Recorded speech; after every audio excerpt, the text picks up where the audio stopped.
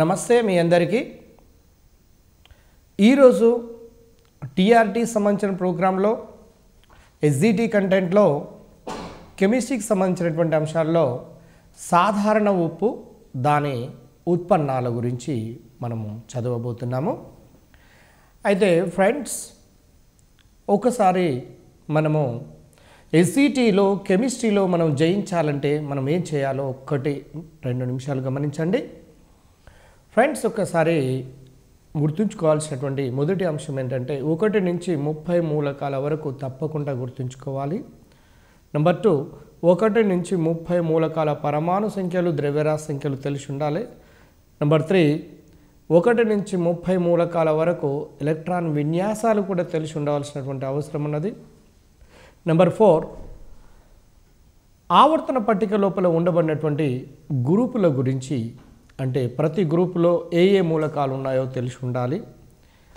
తర్వాత నెంబర్ 5, ఆ గ్రూపు మూలకాల యొక్క ఆక్సీకరణ సంఖ్యలు. ఉదాహరణకు ఫస్ట్ ఏ గ్రూప్ మూలకాలకు +1, సెకండ్ ఏ గ్రూప్ మూలకాలకు +2, థర్డ్ ఏకు +1 +3, అలాగనే ఫోర్త్ ఏకు +2 +4, ఫిఫ్త్ ఏకు -3 +3 +5, సిక్స్త్ ఏకు -2 +2 +4 +6, అలాగనే సెవెంత్ ఏ హాలోజన్స్కు -1 +1 +3 +5 +7 లాంటి వివిధ ఆక్సీకరణ సంఖ్యలను, అంటే వాటి యొక్క ఆక్సిడేషన్ నెంబర్స్ను గుర్తుపెట్టుకోవటం.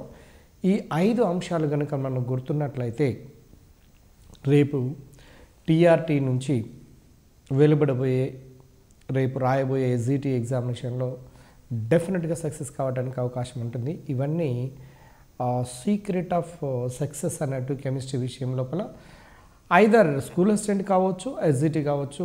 ఎందుకంటే గతంలో అడిగిన కొన్ని క్వశ్చన్లు కనుక చూసినట్లయితే ఆ విధంగా ఉన్నది. కాబట్టి ఫ్రెండ్స్, మీరు ఒకసారి జాగ్రత్తగా గమనించాల్సినటువంటి అవసరం ఉన్నది. అవి వస్తున్నావా రావటం లేదని ఒకసారి చెక్ చేసుకోండి. ఈరోజు మనము సాధారణ ఉప్పు అంటే టేబుల్ సాల్ట్, దాని ఉత్పన్నాలు, తర్వాత దాని ఉత్పన్నాలలో ముఖ్యంగా క్లోరిన్ ఒకటి, number 2 bleaching powder CaOCl2 calcium oxychloride, number 3 chlorine సంబంధించినటువంటి chlorine, bleaching powder, hydrochloric acid HCl. ఈ 3 అంశాల గురించి దాని ఉత్పన్నాలలో మనము చదవబోతున్నాము. చూడండి ఫ్రెండ్స్, ఫస్ట్ మనము గమనించాల్సినటువంటి అంశం ఏంటంటే ఈ సాధారణ ఉప్పు మనకు ఏ విధంగా ఉపయోగపడుతుంది, సాధారణ వల్ల ఉప్పు వలన మనకు కలిగే లాభాల గురించి, దాని నుంచి ఏ ఏ పదార్థాలను మనం పొందుతాము అన్నటువంటి వాటి గురించి మనము చూడబోతున్నాము. అయితే ఫ్రెండ్స్, ఇందులో మొదటగా మనము గమనించాల్సింది, మీరు ఉప్పు అనగానే మన శరీరంలో ఉప్పును కనుక ఎక్కువగా తీసుకున్నట్లయితే శరీరంలో బ్లడ్ ప్రెషర్, అంటే రక్త ప్రసరణ పెరుగుతున్నటువంటి విషయం మీ అందరికీ తెలిసిందే. అదేవిధంగా ఉప్పు సముద్రపు నీటిలో 2.8% వరకు ఉంటుంది. అంటే ఇక్కడ గమనించండి ఫ్రెండ్స్, 2.8% వరకు సోడియం క్లోరైడ్ సముద్రపు నీటిలో కరిగి ఉంటుంది. ఉప్పు రాతి ఉప్పు రూపంలో కూడా భూమి యొక్క పై పొరల లోపల లభిస్తూ ఉంటుంది. ఆ తర్వాత మనము గమనించాల్సినటువంటి అంశం ఏంటంటే ఈ ఉప్పును టేబుల్ సాల్ట్ లేదా రాక్ సాల్ట్ లేదా సాధారణమైన ఉప్పు అని అంటుంటాము. సాధారణమైనటువంటి ఉప్పు ఉదాహరణకు మనకు దాని గురించి కనుక అబ్జర్వ్ చేసినట్లయితే ఉప్పు సాధారణంగా మనం ఆహారాన్ని తీసుకునేటప్పుడు అనేక రకాలుగా మనం ఉపయోగించుకుంటాము. అంటే శరీరానికి కొంత పరిమాణంలో సోడియం యొక్క పరిమాణం మనకు అవసరము. దానికి మితిమీరి ఉన్నప్పుడు శరీరం లోపల ఇబ్బందులు లేదా రక్త ప్రసరణ వ్యవస్థ లోపల మార్పులు జరిగి ఇబ్బంది కలిగే అవకాశం ఉంది. కాబట్టి ఫ్రెండ్స్, ఇప్పుడు అటువంటి ఉప్పు గురించి మనము గమనిద్దాము. దీన్ని టేబుల్ సాల్ట్ అంటారన్నటువంటి విషయాన్ని గమనించాము. సముద్రపు నీటిని ఉప్పు మల్లలో దీన్ని ఎలా తయారు చేస్తారో చూద్దాము. సముద్రపు నీటిని ఉప్పు మల్లలో సూర్యరశ్మితో వేడి చేసి ఉప్పును తయారు చేస్తారు. ఫ్రెండ్స్, మీరు గమనిస్తున్నారు ఉప్పును ఏ విధంగా తయారు చేస్తారు అనే విషయాన్ని గురించి. సముద్రపు నీటిని ఉప్పు మల్ల లోపలికి, మీరు సముద్రపు నీటిలో ఎప్పుడైనా మునిగి చూడండి, చేతిని తాకు చూసినట్టయితే కంప్లీట్ ఉప్పుగా ఉంటుంది. కారణం ఏంటంటే సుమారు 2.8% వరకు సోడియం క్లోరైడ్ కరిగి ఉండటం అండి. అటువంటి సముద్రపు నీటిని ఉప్పు మల్ల లోపలికి తీసుకొని సూర్యరశ్మితో వేడి చేసి ఉప్పును తయారు చేస్తారండి. ఇది ముఖ్యమైనటువంటి ప్రక్రియ. సముద్రం నీటి నుండి గ్రహించినటువంటి ఉప్పులో సోడియం సల్ఫేట్, బాగా గుర్తుంచుకోండి, కాల్షియం సల్ఫేట్, మెగ్నీషియం క్లోరైడ్ వంటి లవణాలు కరిగి ఉంటాయి.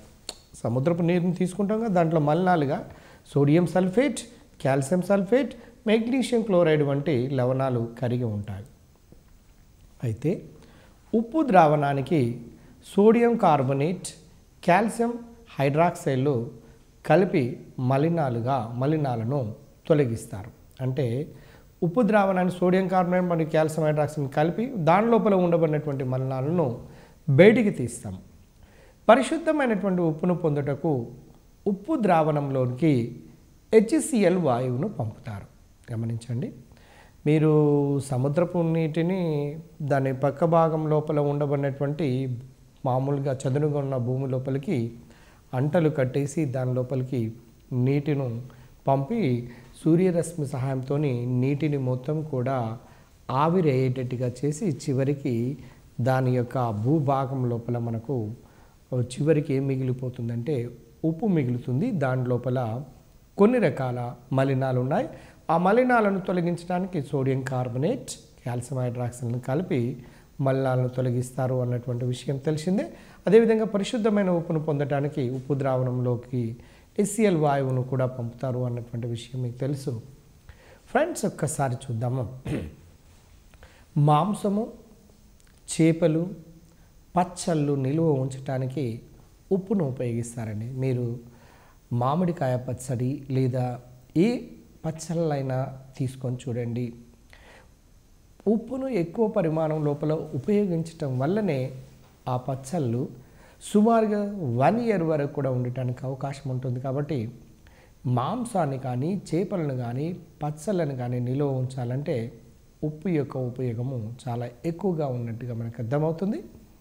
అదేవిధంగా ఫ్రెండ్స్, 0 degree సెంటీగ్రేడ్ కంటే తక్కువ ఉష్ణోగ్రతను పొందటానికి 0 degree సెంటీగ్రేడ్ కంటే తక్కువ ఉష్ణోగ్రతను పొందటానికి వాడే శీతలీకరణ మిశ్రమాన్ని తయారు చేసేటప్పుడు కూడా ఉప్పు ఉపయోగపడుతుంది. అంటే శీతలీకరణ మిశ్రమాన్ని తయారు చేయటం లోపల ఉప్పు యొక్క ప్రాధాన్యత ఉన్నటువంటి విషయం మీకు అర్థమైపోతుంది. అదేవిధంగా మీరు గమనిస్తున్నారు ఫ్రెండ్స్, క్లోరిన్, సోడియం లోహము, హైపోక్లోరస్ ఆమ్లము, కాస్టిక్ సోడా, హైపోక్లోరస్ ఆమ్లం యొక్క formula HOCl, caustic soda formula NaOH, బట్టల సోడా ఫార్ములా లేదా దోబీ సోడా ఫార్ములా లేదా washing soda formula Na2CO3, sodium carbonate, మరియు సోడియం సల్ఫేట్ Na2SO4 వంటి రసాయన సమ్మేళనాల తయారీ లోపల ఉప్పును ఉపయోగిస్తారు. గుర్తుంచుకోండి, క్లోరిన్ తయారీ, సోడియం లోహం తయారీ, హైపోక్లోరస్ ఆమ్లం తయారీ, కాస్టిక్ సోడా తయారీ, బట్టల సోడా తయారీ, సోడియం సల్ఫేట్ వంటి సమ్మేళనాలను తయారు చేయటంలో ఉప్పును ఉపయోగిస్తున్నారు. తర్వాత సబ్బుల పరిశ్రమలో సబ్బును బయలుపరిచే ప్రక్రియలో ఉప్పును ఉపయోగిస్తారు. సబ్బుల యొక్క పరిశ్రమ లోపల కూడా ఉప్పు యొక్క ప్రాధాన్యత ఉన్నది అన్నటువంటి విషయం అర్థమైంది. ఫ్రెండ్స్, మీరు గమనిస్తున్నారనుకుంటాను, జంతు శరీరాలను కొంతకాలం పాటు పాడవకుండా కాపాడడానికి తోళ్ళ పరిశ్రమలో ఉప్పును ఉపయోగిస్తారు.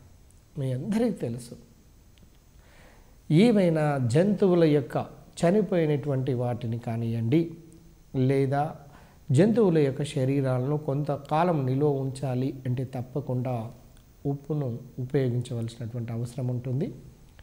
తర్వాత ఫ్రెండ్స్, మనకు ఈ సిలబస్లో అంటే SCT వాళ్ళకు ఇవ్వబడినటువంటి సిలబస్లో అతి ముఖ్యమైనటువంటి వాటిలో ఈ ఉప్పుకు సంబంధించిన దానికి సంబంధించిన ఉత్పన్నాలకు కూడా ముఖ్యమైనటువంటిదే. అందులో బ్రైన్ ద్రావణమును విద్యుత్ విశ్లేషణ చేయటం చాలా ముఖ్యమైనటువంటిది. బ్రైన్ ద్రావణము అంటే ఏంటి, దాన్ని విద్యుత్ విశ్లేషణ చెందించడం వల్ల ముఖ్యంగా 3 రకాల పదార్థాలు ఏర్పడతాయి. 1 సోడియం హైడ్రాక్సైడ్, 2 క్లోరిన్ వాయువు, 3 హైడ్రోజన్ వాయువు. చాలా సందర్భాల్లో ఈ ప్రశ్న అడిగాడండి. బ్రైన్ ద్రావణము అంటే ఏంటి గుర్తుంచుకోండి. సోడియం క్లోరైడ్ జల ద్రావణాన్ని బ్రైన్ ద్రావణము అంటారు. ఈ సోడియం క్లోరైడ్ జల ద్రావణాన్ని లేదా బ్రైన్ ద్రావణాన్ని గుండా విద్యుత్తును ప్రసరింపచేసినట్లయితే యానోడు క్యాథోడ్ను ఉంచి విద్యుత్ ప్రసరణ చేసినప్పుడు యానోడు క్యాథోడుల వద్ద వివిధ రకాల ఉత్పన్నాలతో పాటుగా ఈ వాయువులు కూడా వెలువడుతున్నవి. అందులో ముఖ్యంగా ప్రధానమైన సమ్మరణం NaOH, రెండవది క్లోరిన్, మూడవది హైడ్రోజన్. మీరు చూడండి, ఉప్పు నీరు ద్రావణమును గమనించండి ఫ్రెండ్స్. ఉప్పు నీరు ద్రావణమును అంటే ఉప్పును నీటి లోపల కలిపి గిలకరించినట్లయితే ఉప్పు యొక్క ద్రావణం ఏర్పడుతుంది. దాన్నే బ్రైన్ ద్రావణము అంటారు. బ్రైన్ ద్రావణమును విద్యుత్ విశ్లేషణ చేయగా సోడియం హైడ్రాక్సైడ్ మరియు యానోడ్ వద్ద క్లోరిన్, క్యాథోడ్ వద్ద హైడ్రోజన్ వాయువులు ఏర్పడుతుంటాయి. ఇది చాలా సందర్భాల్లో ఈ లైన్ నుండి అనేక ప్రశ్నలు రావటం జరిగిందండి.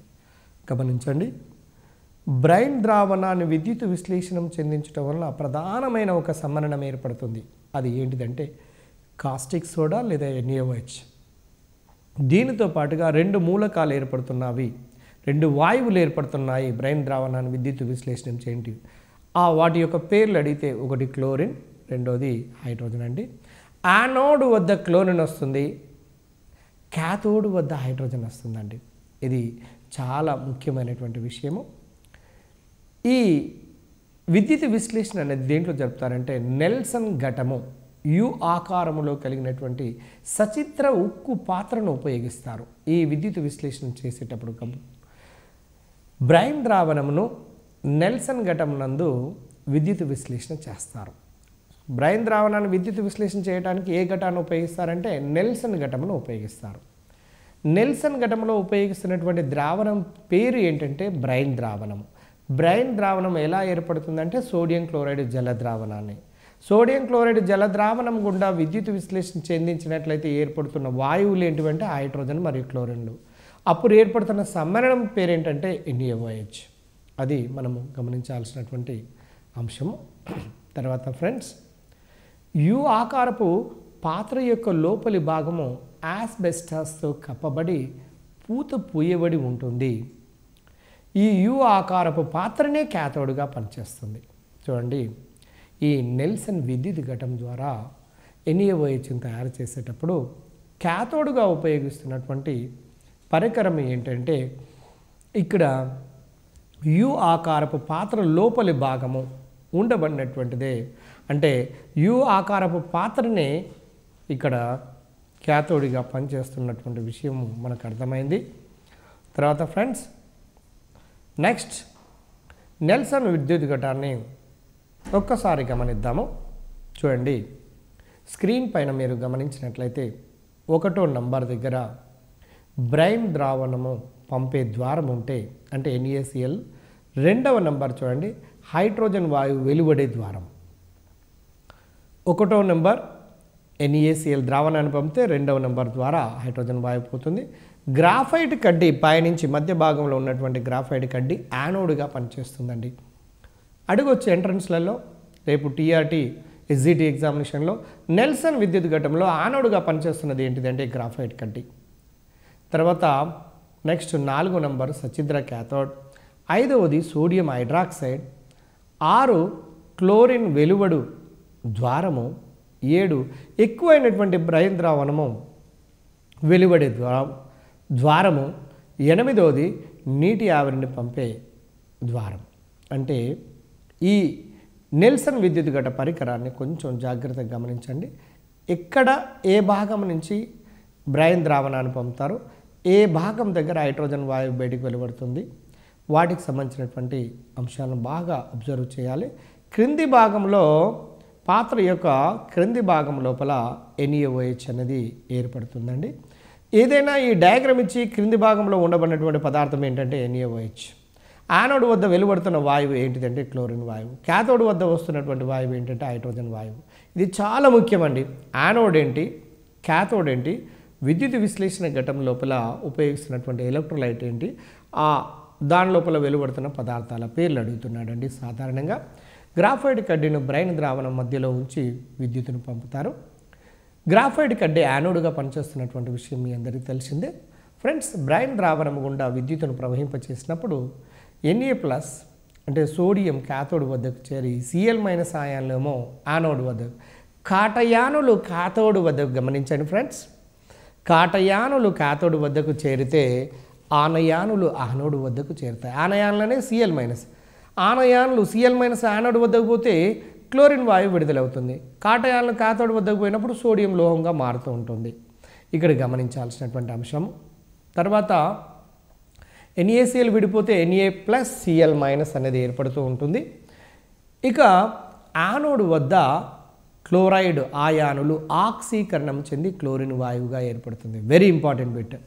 ఆనయానులు ఆనోడు వద్ద ఆక్సీకరణము చెందగా, ఆనయానులు ఆనోడు వద్ద ఆక్సీకరణము చెందగా, ఈ పాయింట్ గమనించండి. రెండవది ఆటోమేటిక్ వస్తాయి. ఆనయాన్లు ఏంటివి ఇక్కడ Cl-, కాటయాన్లు ఏంటివి Na+లు. ఆనయాన్లు ఆనోడు వద్ద ఆక్సీకరణం చెంది అంటే ఎలక్ట్రాన్ విడుదల చేసి క్లోరిన్ వాయువుగా మారితే, కాటయాన్లు Na+ ఆయాన్లు యాస్బెస్టాస్ గుండా దూసుకుపోయే క్యాథోడ్ను చేరుకొని అక్కడ సోడియం లోహంగా మారుతూ ఉన్నటువంటి విషయం మీకు అర్థమవుతుంది. అయితే సోడియం లోహంగా మారిన తర్వాత క్యాథోడ్ పైకి నీటి ఆవిరిని పంపితే అది H+OH- ఆయాన్లుగా విడిపోతుంది.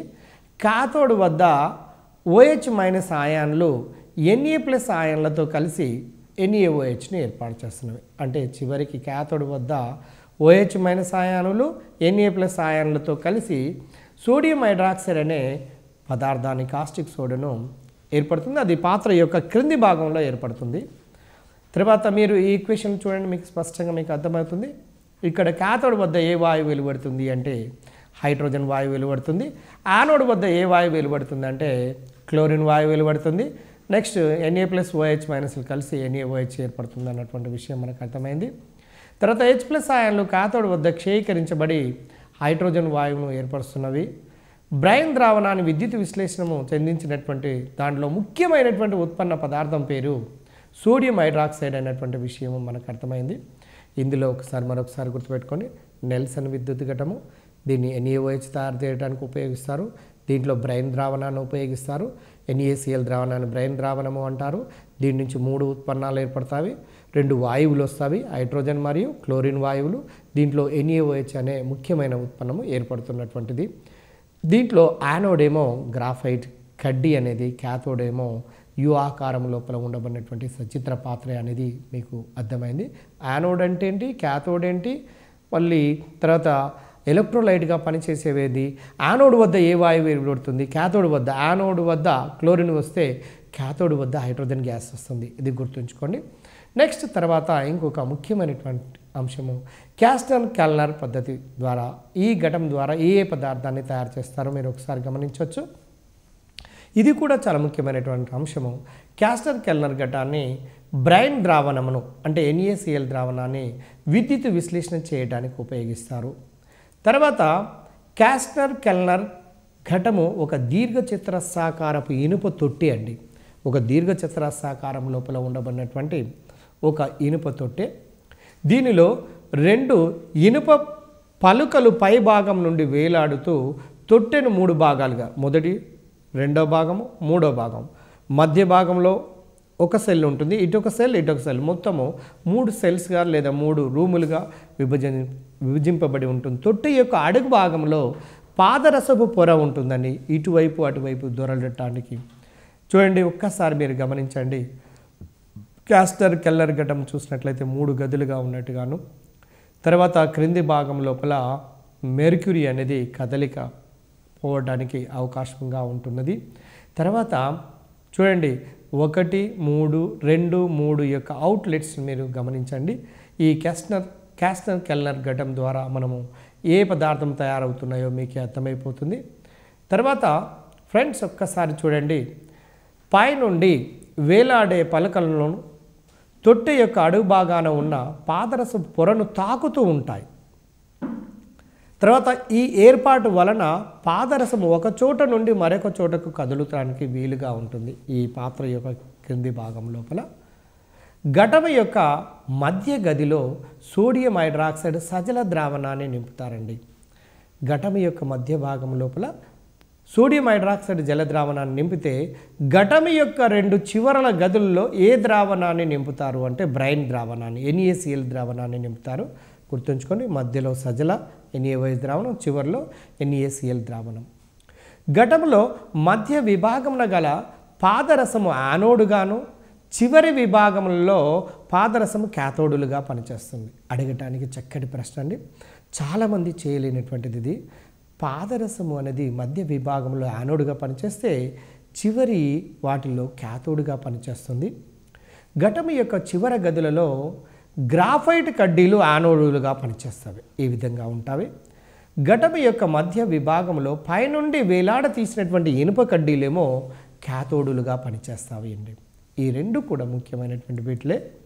ఘటము గుండా విద్యుత్తును ప్రవహింప చేసినప్పుడు చివరి విభాగాల్లో గల సోడియం క్లోరైడ్ ద్రావణము విద్యుత్ విశ్లేషణము చెంది యానోడుల వద్ద క్లోరిన్ వాయువు వెలువడుతుంది. చూడండి, గ్రాఫైట్ కడ్డీల వద్ద యానోడుల వద్ద క్లోరిన్ వాయువు వెలువడినట్లయితే మీరు ఆపరేటర్స్లో స్పష్టంగా కనపడుతుంది.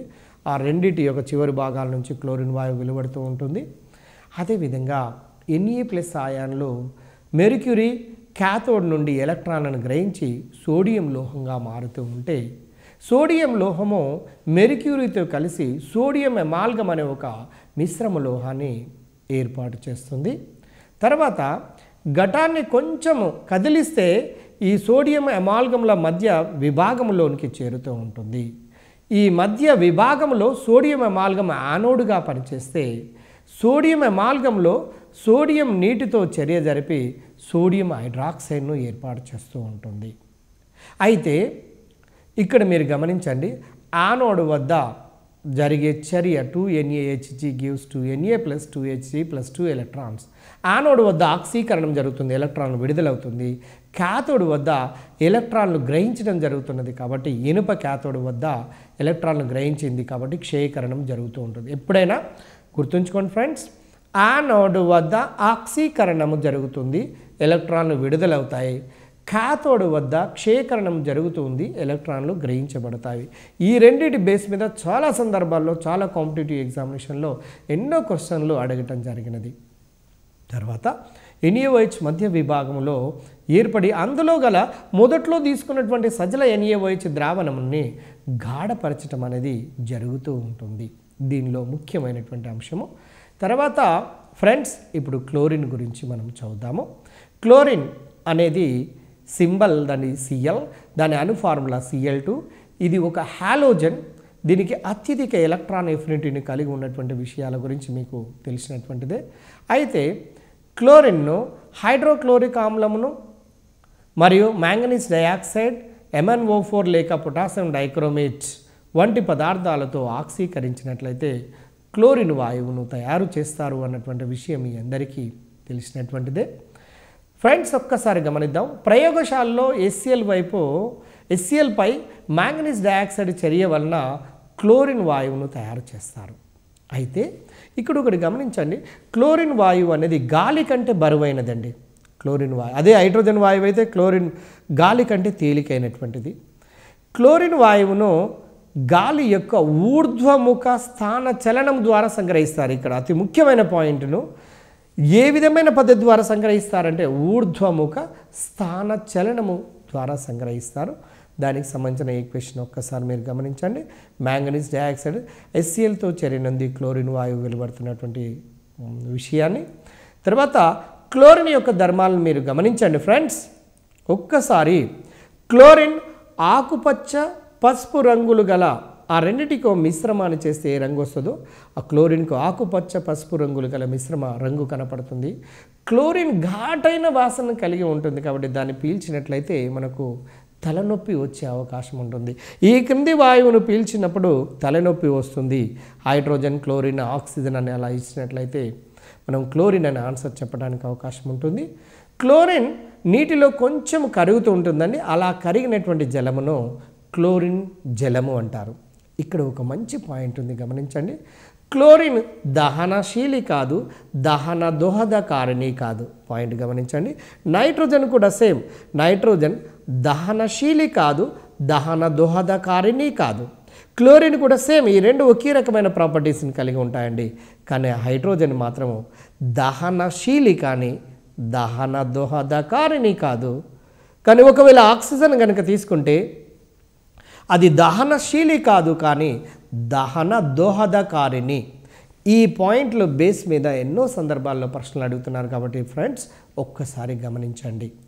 తర్వాత వేడి టర్పంటైన్ తైలం లోపల ముంచినటువంటి వడబోత కాగితాన్ని క్లోరిన్ జాడిలోకి ప్రవేశపెడితే అది మండి నల్లటి మషిని ఏర్పాటు చేస్తుంది. టర్పంటైన్ తైలం యొక్క ఫార్ములా C10H16 అండి, గుర్తుంచుకోండి, ఇది ముఖ్యమైనది. దాని లోపలికి కనుక క్లోరిన్ వాయువును కనుక పంపించినట్లయితే నీకు అది మండి నల్లటి మషిని అంటే కార్బన్ను ఇస్తుంది, దాంతోపాటుగా హైడ్రోక్లోరిక్ ఆమ్లంను.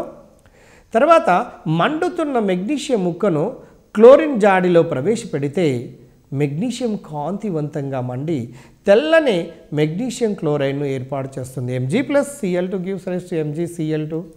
తర్వాత క్లోరిన్ పాస్పరస్లతో చర్య జరిపి పాస్పరస్ పెంటాక్లోరైడ్ను ఏర్పాటు చేస్తున్నది. ఇప్పుడు చూడండి, మొదట్లో పాస్పరస్ క్లోరిన్తో చేరినప్పుడు పాస్పరస్ ట్రైక్లోరైడ్, పాస్పరస్ ట్రైక్లోరైడ్ ఇంకాస్త ఎక్కువ పరిమాణంలో క్లోరిన్తో చేరినందునప్పుడు పాస్పరస్ పెంటాక్లోరైడ్ను ఏర్పాటు చేస్తున్నది PCl3 PCl5. తర్వాత క్లోరిన్ అనేది సోడియం లోహంతో చర్య జరిపి సోడియం లోహంతో చర్య జరిపి సోడియం క్లోరైడ్ను అంటే రాతి ఉప్పును, టేబుల్ సాల్ట్ను, రాక్ సాల్ట్ను ఏర్పాటు చేస్తుంది. 2Na+Cl2 gives rise to 2NaCl. తర్వాత ఇక్కడ చాలా ముఖ్యమైనటువంటి బిట్ ఉందండి, ఇది గమనించాలి. అధిక అమ్మోనియా సమక్షంలో క్లోరిన్ కనుక చర్య నొందితే అమ్మోనియం క్లోరైడ్తో పాటు నైట్రోజన్ వెలువడుతుంది. అనేక కాంపిటేటివ్ ఎగ్జామినేషన్లో ఇచ్చినటువంటి ప్రశ్న అండి. అధిక అమ్మోనియా క్లోరిన్తో చర్య నొందితే అమ్మోనియం క్లోరైడ్తో పాటు నైట్రోజన్ వస్తుంది. ఒకవేళ అధిక అమ్మోనియా అయితేనే పై విధంగా, అధిక క్లోరిన్తో కనుక అమ్మోనియా చర్య నొందితే ప్రేలుడు స్వభావం ఉన్నటువంటి నైట్రోజన్ క్లోరైడ్ను మరియు హైడ్రోజన్ క్లోరైడ్ను ఏర్పాటు చేస్తూ ఉంటుంది. ఇది చాలా ముఖ్యమైనటువంటి అంశం అండి. తర్వాత ఇంకొక బిట్ కూడా చాలా సందర్భాలు ఇది అడిగారు. చల్లని విలీన NaOHతో క్లోరిన్ వాయువు చర్య నొందితే సోడియం క్లోరైడ్, సోడియం హైపోక్లోరైడ్ను ఏర్పాటు చేస్తుంది, దాంతోపాటు నీరు వస్తుంది. చూడండి, చల్లని అంటే 2 moles of NaOH is reactive in the chlorine gas. అక్కడ ముఖ్యంగా గమనించాల్సిన సోడియం హైపోక్లోరైడ్ ఏర్పడుతుందండి ఎప్పుడు చల్లని విలీన NaOHతో. ఒకవేళ గాఢమైన NaOHతో చర్య ఉంటే సోడియం క్లోరేట్ ఏర్పడుతుంది, NaClO3. ఇక్కడ NaCl H2O కామన్ ఈ రెండింటప్పుడు, కానీ మధ్యలో ఏర్పడుతున్న ఉత్పన్నాల్లో మాత్రమే భేదం ఉంటుంది. కాబట్టి చూడండి, వేడి లేదా గాఢ NaOH అన్నప్పుడు ఎక్కువ మోల్లో NaOH రియాక్ట్ అవుతుంది, దానిలో సోడియం క్లోరైడ్ NaClO3 ఏర్పడుతుంది. మొదటి దాంట్లో రెండవ దాంట్లో NaCl H2O ఏర్పడుతుంది. మొదటి దాంట్లో సోడియం హైపోక్లోరైట్ ఏర్పడుతుంది, దీంట్లో సోడియం క్లోరైట్ ఏర్పడుతుంది. ఈ రెండు కూడా ప్రధానమైనటువంటి రియాక్షన్సే. తర్వాత గమనించాల్సింది ఇంకొక అంశం ఉన్నది, చూడండి. హైడ్రోజన్ సల్ఫైడ్ కనుక క్లోరిన్తో చర్య నొందించినట్లయితే నీకు పసుపు రంగు కలిగినటువంటి సల్ఫర్ స్ఫటికాలు అనేవి ఏర్పడుతూ ఉంటాయి. తర్వాత ఇది అతి ముఖ్యమైనటువంటి బిట్ అండి, ఇది ఒకసారి మీరు స్క్రీన్ పైన గమనించండి. కొన్ని తడిసిన రంగు పూలను క్లోరిన్ జాడిలో వేస్తే పూలు రంగులను కోల్పోతాయి. దీన్ని క్లోరిన్ యొక్క విరంజన చర్య అంటారు. విరంజన చర్య అంటే రంగులను పోగొట్టే చర్యని విరంజన చర్య అంటారు. ఇక్కడ ఈ ఈక్వేషన్లో కొద్దిగా జాగ్రత్తగా గమనించండి, చాలా ముఖ్యమైన బిట్ అండి. ఇందులో క్లోరిన్ నీటితో చర్య చెంది హైపోక్లోరస్ ఆమ్లాన్ని ఏర్పాటు చేస్తుంది, దానితో పాటుగా తాజా ఆక్సిజన్ ఇస్తుంది. ఈ ఆక్సిజన్ పూల రంగును పోగొడుతూ ఉంటుంది. ఎలా పోగొడుతుందో ఒకసారి ఈక్వేషన్ మీద గమనించండి. క్లోరిన్ వాటర్తో రియాక్ట్ అయ్యి HCl ప్లస్ HOCl వస్తుంది. HOCl అనేది హైపోక్లోరస్ ఆమ్లం అండి. అది విడిపోతే HCl ప్లస్ నవజనిత ఆక్సిజన్ లేదా తాజా ఆక్సిజన్, అప్పుడే పుట్టిన ఆక్సిజన్ ఏర్పడుతూ ఉంటుంది. ఈ తాజా ఆక్సిజన్ అనేది రంగులు కలిగినటువంటి పదార్థంతో చర్య నొందినప్పుడు రంగులు లేని పదార్థంగా మారుతూ ఉంటుందండి. చూడండి, తాజా ఆక్సిజన్ ప్లస్ రంగు పూలు గివ్స్ రంగును కోల్పోయినటువంటి పూలు. అంటే రంగును కోల్పోయేటట్టుగా చేస్తున్నటువంటిది ఏంటిదయ్యా అంటే ఇక్కడ ఆక్సిజన్ మాత్రమే అని గమనించండి. తడపని రంగు పూలను కనుక క్లోరిన్ జాడీలో వేస్తే అవి రంగును కోల్పోవు. కారణం ఏంటంటే తడపలేదు అంటే దానిలో నీరు లేదు. నీరు లేనప్పుడు అది క్లోరిన్తో చర్య నొందినప్పుడు హైపోక్లోరస్ ఆమ్లం HOClని ఇవ్వదు. HOCl అనే సమ్మేళనాలను ఇవ్వకపోతే నవజనిత ఆక్సిజన్ ఇవ్వదు. నవజనిత లేదా అప్పుడే తయారైన ఆక్సిజన్ ఇవ్వదు. కాబట్టి ఇక్కడ ఈ రంగులు కోల్పోవటం అనేది జరగదు అన్న విషయాన్ని గమనించండి. ఇది చాలా చాలా ఇంపార్టెంట్ పాయింట్ అండి. TRT పాయింట్ ఆఫ్లో SGT మిత్రులు జాగ్రత్తగా గమనించాల్సినటువంటి అవసరం ఉన్నది ఫ్రెండ్స్. దాని తర్వాత మనకు దీంట్లో విరంజన చూర్ణం అనేది ఉన్నది. గమనించండి, విరంజన చూర్ణము దీన్నే బ్లీచింగ్ పౌడర్ అంటారు. నీటిని శుద్ధి చేయడంలో ఉపయోగిస్తారు. దీని ఫార్ములా CaOCl2. దీని మీద అనేక రకాల ప్రశ్నలు ఫార్ములా మీద అడిగారు. CaOCl2 దీని యొక్క విరంజన చూర్ణం యొక్క రసాయనిక నామం కాల్షియం ఆక్సీక్లోరైడ్. దీని మీద అడిగారు.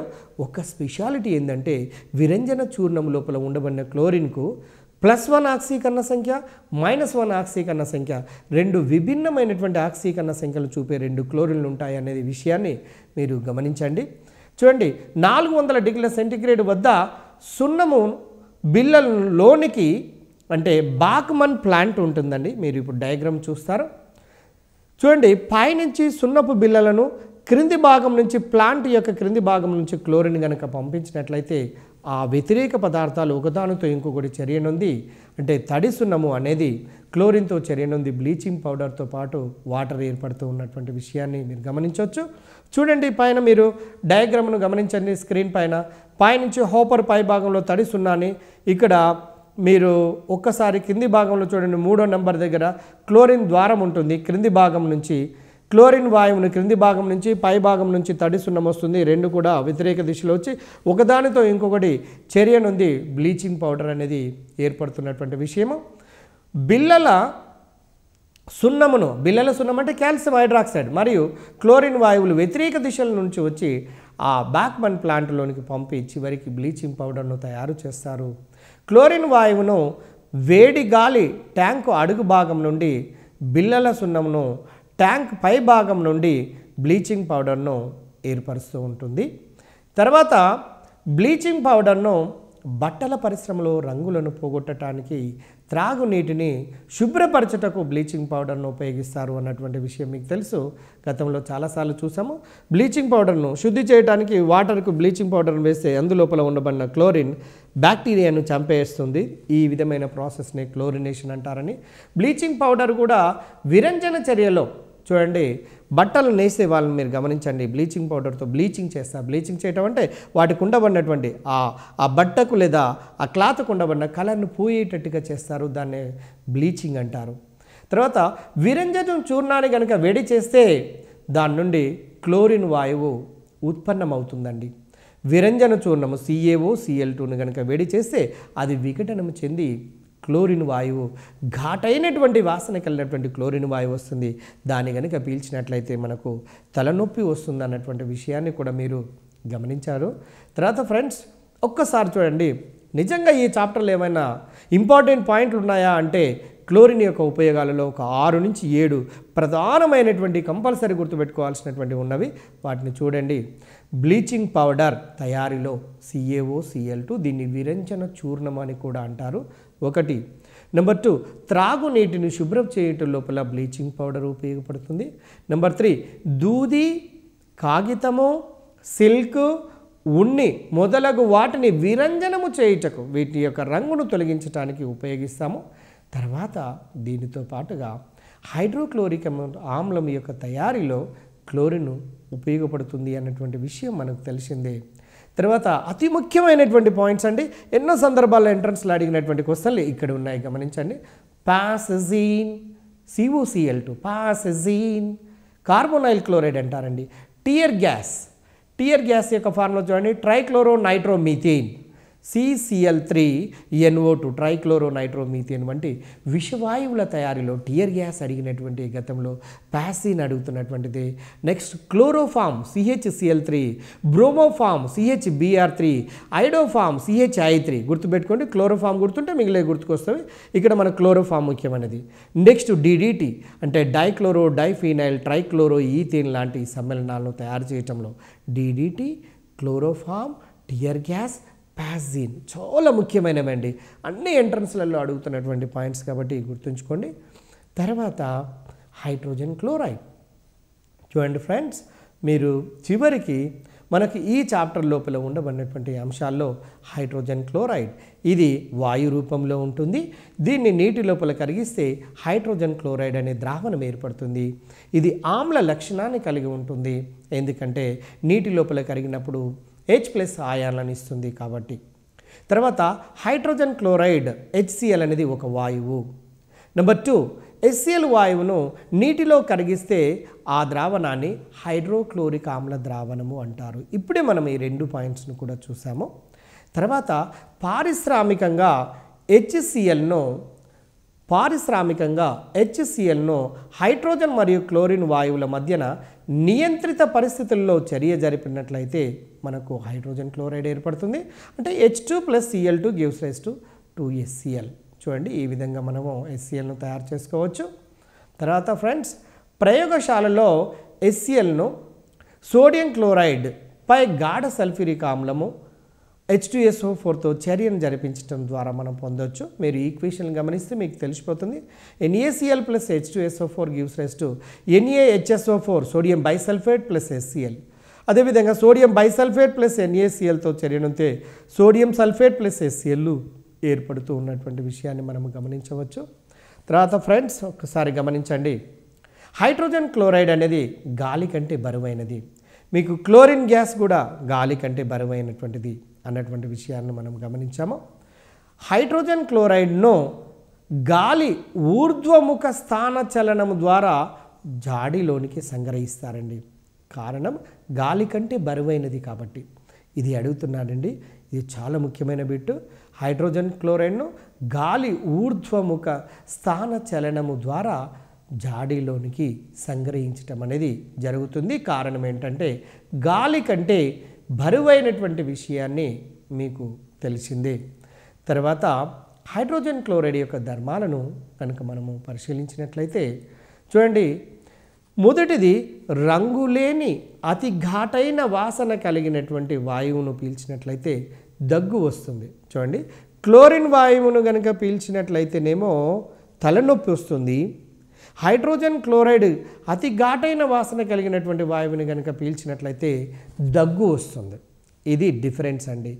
గాలి కంటే బరువైనది HCl బరువైనదే, క్లోరిన్ వాయువు కూడా బరువైనది అన్నటువంటి విషయం మనకు అర్థమైంది. కానీ హైడ్రోజన్ వాయువు మాత్రం గాలి కంటే బరువు తక్కువ అన్నటువంటి విషయాన్ని గమనించాలి. అదేవిధంగా హైడ్రోజన్ క్లోరైడ్ చూడండి, హైడ్రోజన్ క్లోరైడ్ నీటి ఆవిరితో కలిసి చిన్న చిన్న హైడ్రోక్లోరిక్ ఆమ్లపు బిందువులను ఏర్పరుస్తూ ఉంటుంది. చూడండి, HCl నీటిలో చాలా ఎక్కువగా కరుగుతూ ఉంటుంది. ధారాళంగా కరిగి H+Cl- ఏర్పాటు చేస్తున్నటువంటి విషయం మీ అందరికీ తెలిసినటువంటిదే. తర్వాత ఇక్కడ ఒకటి అతి ముఖ్యమైన TRT పాయింట్ ఆఫ్ వ్యూలో బిట్ ఇంపార్టెంట్ ఉంది, ఒకసారి గమనించండి. గది ఉష్ణోగ్రత పీడనాల వద్ద 1 మిల్లీలీటర్ నీటి లోపల 158 మిల్లీలీటర్ల HCl వాయువు కరిగి ఉంటుందండి. అడగడానికి చాలా చక్కటి అవకాశం ఉంది. ఇది 1 మిల్లీలీటర్ నీటిలో 158 ml HCl, అదే 2 మిల్లీలీటర్ల నీటిలో ఎంత అంటే 2 × 158 ml HClను మనము రాయొచ్చు. అయితే HCl నీలి లిట్మస్ని ఎరుపుగా మారుస్తుంది. అంటే దీన్ని బట్టి వెంటనే అర్థమవుతుంది, HCl నీలి లిట్మస్ని ఎరుపుగా మారుస్తుందంటే HClకు ఏ లక్షణం ఉంటుందో మీరు గుర్తుపట్టవచ్చు, ఆమ్ల లక్షణం కలిగి ఉంటుంది. మీకు ఆమ్లాలకు క్షారాలకు మధ్యన వ్యత్యాసాలలో ఆమ్లాలు రుచికి పుల్లగా ఉంటే క్షారాలు రుచికి చేదుగా ఉంటాయి. ఆమ్లాలు నీలి లిట్మస్ను ఎరుపుగా మారుస్తే క్షారాలు ఎరుపు లిట్మస్ను నీలి రంగు లోపలికి మారుస్తాయి. ఆమ్లాల యొక్క pH విలువ 7 కంటే తక్కువ ఉంటే క్షారాల యొక్క pH విలువ 7 కంటే ఎక్కువగా ఉంటాయి. ఆమ్లాల యొక్క ద్రావణాలు విద్యుత్ విశ్లేష్యములుగా పనిచేస్తే క్షారాల యొక్క ద్రావణాలు కూడా విద్యుత్ విశ్లేష్యాలుగా పనిచేస్తావని, ఆమ్లము అయినటువంటిది ప్రతిది కూడా క్షారంతో చేరినంది లవణము నీటిని ఏర్పాటు చేస్తే క్షారమైనటువంటి ప్రతి పదార్థము కూడా ఆమ్లంతో చర్యనుంది లవణము నీటిని ఏర్పాటు చేస్తున్నటువంటి చర్యలను తటస్థీకరణ చర్యలు అంటారని, ఈ చర్యలలో వెలువడే ఉష్ణాన్ని తటస్థీకరణోష్ణము అంటారని, బలమైన ఆమ్లక్షారములు గనుక కలవటం వల్ల అప్పుడు వెలువడే ఉష్ణము చాలా ఎక్కువగా ఉంటుందని, దాన్ని యొక్క తటస్థీకరణోష్ణపు విలువ 13.7 కిలో క్యాలరీస్ పర్ మోల్ అన్నటువంటి విషయాలు మీ అందరికీ తెలిసినటువంటివే.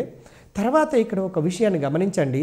అమ్మోనియా ద్రావణంలో ముంచినటువంటి గాజు కడ్డీని హైడ్రోజన్ క్లోరైడ్ వాయు జాడు మూతి వద్ద గనక ఉంచినట్లయితే తెల్లటి దట్టమైనటువంటి పొగలు వస్తాయి. ఆ తెల్లటి దట్టమైనటువంటి పొగలు ఏంటివి అంటే ammonium chloride. NaH3 + HCl gives rise to NH4Cl. Ammonium క్లోరైడే తెల్లటి దట్టమైనటువంటి పొగలు అన్నటువంటి విషయాన్ని మనము గమనించవలసినటువంటి అవసరం ఉన్నది. ఫ్రెండ్స్, ఒక్కసారి గమనిద్దాము. ఇక హైడ్రోజన్ క్లోరైడ్ NaOH, HCl అనేది ఆమ్లము కాబట్టి క్షారమైనటువంటి NaOH ద్రావణంతో చర్యనొందినట్లయితే నీకు NaCl అనే లవణము దాంతో పాటుగా నీరు ఏర్పడుతుంది. దీంట్లో కొంత ఉష్ణం కూడా వెలువడుతుంది. దీన్నే తటస్థీకరణోష్ణము అంటారు. ఈ చర్య అనేది ఒక ఉష్ణ మోచక చర్యకు ఉదాహరణగా మనం తీసుకోవచ్చును. తర్వాత ఇంకొక విషయాన్ని గమనించండి. హైడ్రోక్లోరిక్ ఆమ్ల ద్రావణానికి కొంచెం సిల్వర్ నైట్రేట్ ద్రావణంను కలిపినట్లయితే వెంటనే తెల్లని రంగును కలిగి ఉన్న AgCl అనే అవక్షేపం ఏర్పడుతుంది. HCl + AgNO3. Ag + NO3 మైనస్గా పోతే Ag+ అన్నది HClలో ఉన్న Cl- తో కలిసి AgCl అనే అవక్షేపం ఏర్పడుతున్నటువంటి విషయము మీకు అర్థమవుతున్నది. తర్వాత HClను క్లోరిన్ తయారీలో ఉపయోగిస్తారండి. ముఖ్యంగా HClను క్లోరిన్ తయారీలో ఉపయోగిస్తారు.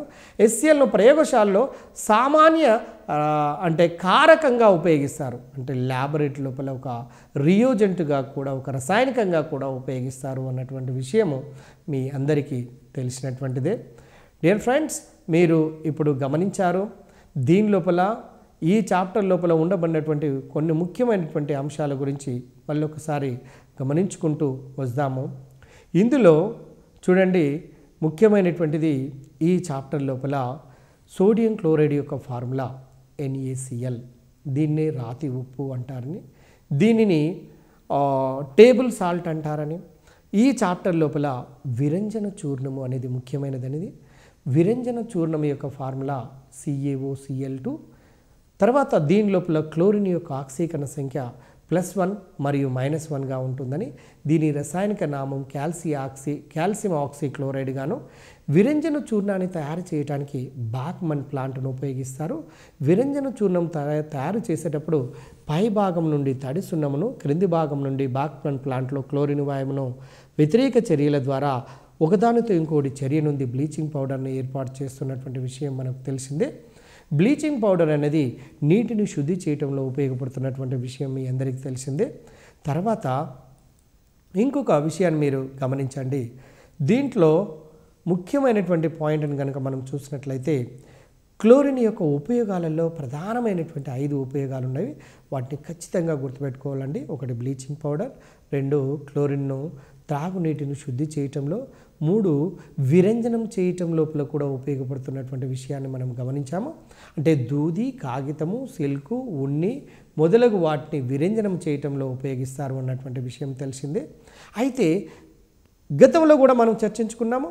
5 ముఖ్యమైనటువంటి పాయింట్స్ ఉన్నాయని. పాసజీన్ విషవాయువు అండి, యుద్ధం లోపల ఉపయోగిస్తున్నటువంటి విషవాయువు పాజిన్ COCl2. ఇంకొకసారి గమనించండి, ఎందుకంటే ఈ చాప్టర్ లోపల ఇవే చాలా ప్రధానమైనటువంటివి, ఇవే సాధారణంగా అడుగుతున్నాడు కాబట్టి వాటిని గుర్తుంచుకోవటం తప్పనిసరి. కాబట్టి COCl2, దానితో పాటుగా టియర్ గ్యాస్ ట్రైక్లోరో నైట్రోమీథేన్, ఇవి బాష్పవాయువులు అండి. ఎవరైనా లీడర్స్ వచ్చినప్పుడు జనాలు కనుక బాగా మీద వచ్చినట్లయితే వాళ్ళ మీదికి ఈ బాష్పవాయువుని కనుక పంపినట్లయితే వాళ్ళ కళ్ళ లోపల కళ్ళ నుండి అంటే కన్నీటి చుక్కలు వచ్చేసి కింద కొంత సమయం వరకు అడ్డం పడిపోతారు. అంటే ఆ ప్రాసెస్ జరపడం కోసం వాళ్ళని కొంత టైం ఆపడం కోసం ఈ టియర్ గ్యాస్ను ఉపయోగిస్తారు పోలీసు వారు. తర్వాత క్లోరోఫామ్ యొక్క ఫార్ములా కూడా మీ అందరికీ తెలుసు, CHCl3. దీని యొక్క రసాయనిక నామం అడిగాడండి, ట్రైక్లోరో మీథేన్. ఇది గుర్తుంచుకోండి. DDT యొక్క ఫుల్ ఫామ్ కూడా అడుగుతున్నాడు, డైక్లోరో, చూడండి, డైఫీనైల్ ట్రైక్లోరో ఈథేన్ అనేది DDTకి సంబంధించినటువంటి full form. COCl2, tear gas, chloroform, DDT. చూడండి, ఇవి ప్రధానమైనటువంటి విషయాలుగా. కార్బన్ టెట్రాక్లోరైడ్ కూడా అండి, CCl4 కూడా దీనికి సంబంధించినటువంటి ఒక ఉత్పన్నమే. తర్వాత హైడ్రోజన్ క్లోరైడ్ ఏమో HClగా ఉన్నప్పుడేమో చూడండి అది గ్యాస్ గాను, ఒకవేళ దాన్ని నీటి లోపల కరిగించినట్లయితే దాన్ని హైడ్రోక్లోరిక్ ఆమ్ల ద్రావణంగా మనము పేర్కొంటూ ఉంటాము. ఇక మనము దీని లోపల గమనించాల్సినటువంటి అంశాలు ఏంటంటే, HCl అనేది గాలి కంటే బరువు అయినటువంటి విషయాన్ని మీరు గమనించాలి. ఇక దీన్ని చూడండి, క్లోరిన్ వాయువు విషయంలో మీకు తెలుసు అది ఘాటైన వాసన కలిగి ఉంటుందని. ఈ ఘాటైన వాసన కలిగి ఉన్నటువంటి క్లోరిన్ వాయువును కనుక పీల్చినప్పుడు మనకు తలనొప్పి రాగా, అదే హైడ్రోజన్ క్లోరైడ్ ఘాటైన వాసన కలిగినటువంటి దాన్ని కనుక పీల్చినట్లయితే దగ్గు వస్తుంది అన్నటువంటి విషయాన్ని గమనించండి. తర్వాత క్లోరిన్ వాయువుతో పాటుగా హైడ్రోజన్ క్లోరైడ్ రెండు కూడా గాలి కంటే బరువు అయినటువంటి విషయాలను మీరు గమనించాల్సినటువంటి అవసరం ఉన్నది. ఇందులో ఇంకొక ముఖ్యమైన పాయింట్ ఏంటంటే, 1 మిల్లీలీటర్ నీటి లోపల 158 మిల్లీలీటర్ల HCl వాయువు కరుగుతున్నది. రేపు అప్లికేషన్ రూపం లోపల ఇలా అడగవచ్చు, 3 మిల్లీలీటర్ల నీటిలో ఎంత HCl వాయువు కరిగి ఉంటుంది అన్నటువంటి విషయాన్ని. అలా అడిగినప్పుడు 3 × 158 వేసినట్లయితే నీకు మిల్లీలీటర్లో HCl వాయువు ఎంత కరిగి ఉంటుంది అనేది మనకు తెలుస్తూ ఉంటుంది. తర్వాత నెక్స్ట్, ఇప్పుడు HCl అనేది ఒక ఆమ్లము కాబట్టి NaOH లాంటి క్షారంతో చర్యనుంది లవణము నీటిని ఏర్పాటు చేస్తున్నటువంటి విషయాన్ని మనము గమనిస్తూ ఉన్నాము. దీంట్లో ఇంకా కొన్ని ముఖ్యమైనటువంటి అంశాలను కనుక చూసినట్లయితే చూడండి, మొదట్లో NaClను సూర్యరశ్మి సహాయంతోనే, మీ అందరికీ తెలుసు చూడండి, అంటే సముద్రపు మడుల నుండి నీటిని పక్కకు తీసి మడుల లోపలికి పక్కకు తీసి సూర్యరశ్మి సహాయంతో దాని లోపల ఉండబడిన నీటిని మొత్తము ఆవిరి అయ్యేటట్టుగా చేసి చివరికి సోడియం క్లోరైడ్ను ఆ మడులలో నిల్వ ఉంటుంది. మీ అందరికీ తెలుసు, సోడియం క్లోరైడ్తో పాటు అప్పుడప్పుడు కొన్ని ఇసుక రాళ్ళు కూడా రావడానికి గల కారణం ఏంటంటే, మడులల్లో ఈ ఉప్పుతో పాటుగా కొంత ఇసుక, వాటితో పాటుగా కొన్ని మలినాలు ఉంటున్నటువంటి విషయం మీ అందరికీ తెలిసినటువంటిది. బ్రైన్ ద్రావణమును విద్యుత్ విశ్లేషణ చెందించుట అనే అంశం మీద సాధారణంగా చాలా రకాలుగా ప్రశ్నలు అడుగుతున్నాడు. ఇక్కడ బ్రైన్ ద్రావణాన్ని విద్యుత్ విశ్లేషణము చెందించినప్పుడు వెలువడుతున్నటువంటి వాయువుల పేర్లు అని అడుగుతున్నాడండి. ఒక్కసారి గమనించండి. ఆన్సర్ దాంట్లో హైడ్రోజన్ మరియు క్లోరిన్. చాలా సందర్భాల్లో అడిగాడండి హైడ్రోజన్ మరియు క్లోరిన్. 1.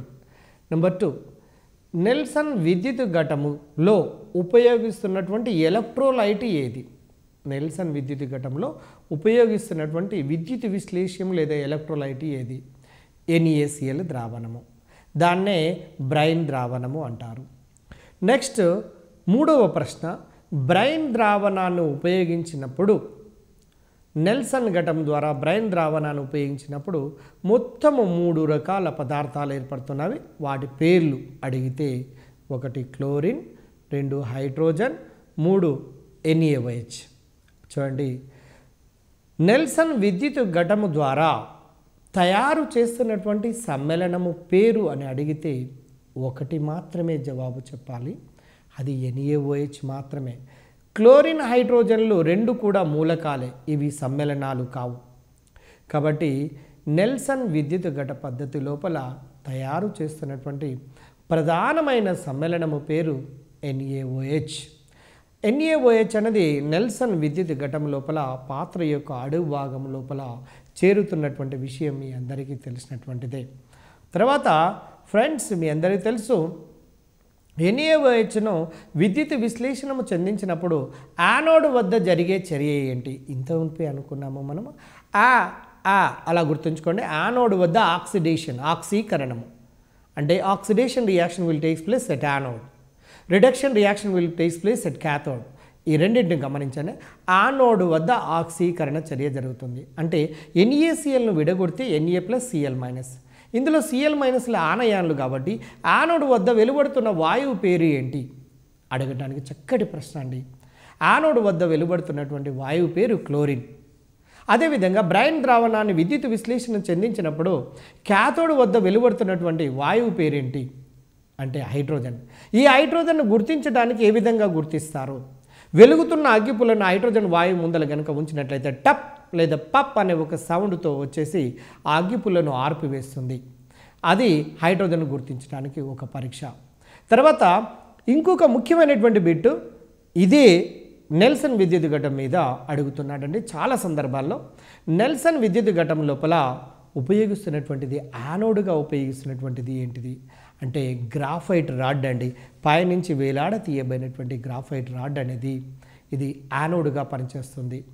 తర్వాత ఈ నెల్సన్ విద్యుత్ ఘటంలో క్యాథోడ్గా పనిచేస్తున్నటువంటిది ఏంటంటే ఇక్కడ యు ఆకారంలో కలిగినటువంటి స్టీల్ పాత్రనే క్యాథోడ్గా పనిచేస్తున్నది. చూడండి, యానోడ్ వద్ద ఆక్సీకరణ చర్య, ఎలక్ట్రాన్లు విడుదల చేసే చర్య, క్లోరిన్ వాయువు విడుదలవుతుంది. క్యాథోడ్ వద్ద క్షయకరణ చర్య, ఎలక్ట్రాన్లు గ్రహించబడతాయి. ఇక్కడ హైడ్రోజన్ వాయువు విడుదలవుతుంది. దీంట్లో ప్రధానమైనటువంటి సమ్మేళనం ఏర్పడేది NaOH. సమ్మేళనం అన్నప్పుడేమో NaOH, మూలకాలు అన్నప్పుడేమో హైడ్రోజన్ మరియు క్లోరిన్లు.